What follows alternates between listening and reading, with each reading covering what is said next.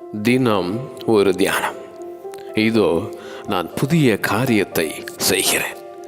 ஏசாயா தீர்க்கதரிசியின் புஸ்தகம் அதிகாரம் 43 வசனம் 19. See, I am doing a new thing.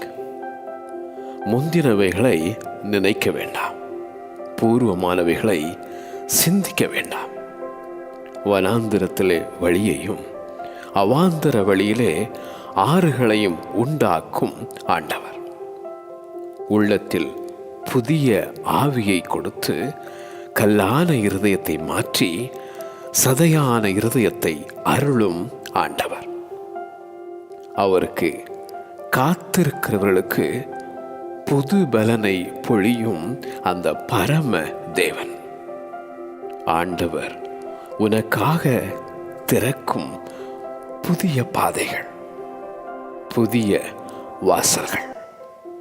பழையவைகள் எல்லாம் ஒழிந்து போயின, எல்லாம் புதிதாயின. சகலத்தையும் புதிதாக்கும் பரிசுத்த ஆவியானவர்.